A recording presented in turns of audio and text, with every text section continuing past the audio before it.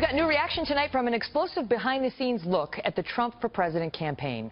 Over the course of a critical 5-week period, from early March to mid-April, New York Times Magazine reporter Robert Draper embedded with the Trump team, trying to capture the chaos and the contender in a unique way.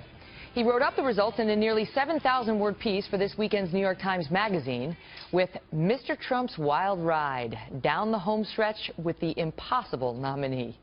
Here to weigh in moments is Eric Trump, Mr. Trump's son and campaign advisor. He has a cameo in the story.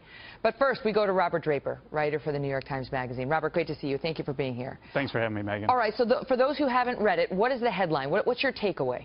Well, I think the headline is that Donald Trump is the manager of his own campaign. He's the communications director for his campaign. He's in charge of everything in his campaign, for better and for worse. And so these notions of trying to curb Mr. Trump, trying to make him more presidential, trying to lend a more conventional sheen to his campaign haven't worked, and not because of the incompetence of members of his campaign, but because that's the way Trump wants it. Trump, for better or for worse, has been Trump throughout. There was a moment where they brought in Paul Manafort to manage the conventions, and people thought that he was replacing Lewandowski as the campaign manager. You talk about a moment where Trump kind of put him in his place when it comes to managing the media. Tell us about that. Sure. There was a press release that Trump wanted to put out relating to a woman named Sherry Jacobus, who the Trump campaign had briefly considered hiring as a communications strategist.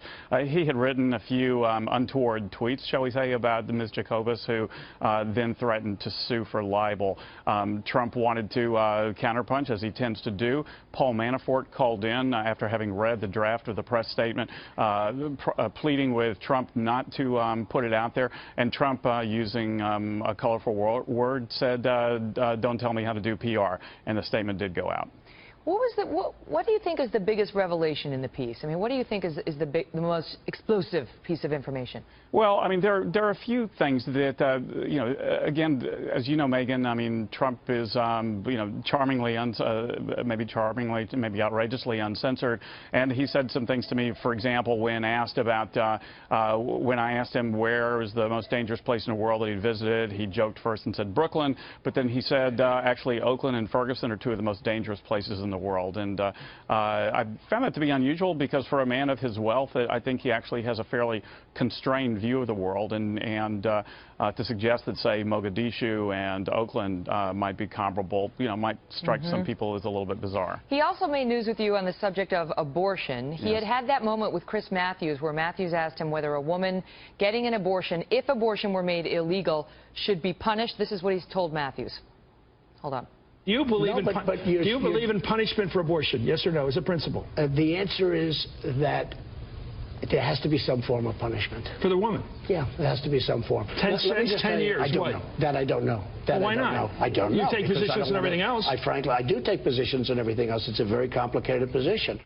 He later walked that back, and with you, he changed it even more. What did he tell you? Well, what he said to me was, what he meant to say was that women already punish themselves, and so that there shouldn't be any kind of jail punishment for them, because they are already essentially flagellating themselves for having committed an abortion. Now, Trump, after he made those remarks, went off stage, and his campaign team said, perhaps we should talk about this. He said, no, I think it's just fine. And it was only when he was besieged with media requests, not only by members of the media, but also by CEOs, did Chris Christie's political staff actually draft a message that kind of threaded the needle between the pro-life movement and the concerns of women. So you're telling me if he walked off that stage, it was flagged for him as an issue, and he was like, no, I don't want to change it. That's what I'm telling you, yes.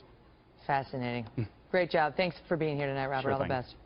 Joining me now with more, Eric Trump. He's been on the campaign trail with his father, and he's an executive vice president at the Trump Organization. Eric, good to see you. So what do you make of that your dad stood by that very controversial statement until he was, you know, sort of hit with the advice of many campaign staffers saying you cannot stick by that? Well, I think it's actually refreshing, right? I mean, how many of these candidates you see every single day, and they're being coached by 400 different people, and they talk in these little generalities and sound bites, and nothing they say has any meaning. Everything's so scripted, you know, everything's so censored. I mean, here's a man who speaks from the heart. Here's a man who likes to control his campaign. Here's a guy who spent 1/20th of what every other candidate has spent, and he's a Republican nominee. That's not really on point, because Trump's unfiltered nature is something Sure. that people love about him. But Sure. but what happened here was he said something really dicey, and sounds like the Christie people and other advisors are saying you got to walk that back. And what he ultimately, first he said no, I'm good, and then he did walk it back. He actually completely reversed himself on it, and then actually came up with another explanation in this piece. That's what the reporter's saying. Yeah, listen, I think that's part of being a candidate, right? I mean, sometimes mistakes are made, and sometimes things are said, and you're up there on stage, right? He's not reading off a teleprompter. Remember that, Megan. He's out there. But what does he actually doing his thing. feel? That's what we're trying to get to. What does he feel? What he said to Chris Matthews, which he stuck by when he walked off the debate stage, or what he said in the statement, which reversed it? Listen, I think it's a really tough issue. I think it's a really personal issue, right? I'm not a guy who talks about social issues. That's not my job. I build hotels all over the place. But listen, I think it's a personal issue, and I think it's a tough issue. And he spent a lot of time talking about the exemptions, and he spent a lot of time talking about the nuances of that position, and it's a difficult one. I mean, it really, really is, and I think you see people struggle with that issue every single day, including, quite frankly, people who have been in politics their entire life. It's a very, very personal issue. Mm-hmm. What did you make? Because you run the hotels, which is good, and golf courses and all sorts of great, cool things. But what did you make of the story about your dad, because the reporter is talking about how he runs his communications, and he's done such an effective job with the media, about the whole John Miller, John Barron thing.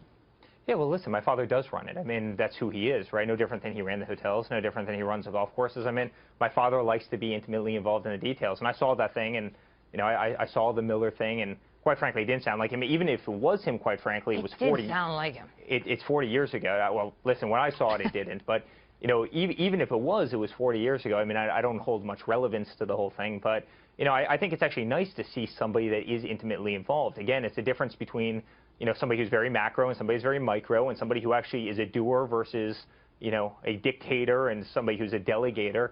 And I think that's refreshing. I mean, I want to see the person in the White House ultimately. I want to see that person being a doer. I want to see that person take action to their own hands as opposed to kind of sub it out to a million different people. And, that's the father I know, and that's the man that's, become an enormous success and ultimately won this. Don't want to cut you off. We're 4 seconds from the hard break. Eric Trump, great to see you, sir. Thank you, Megan.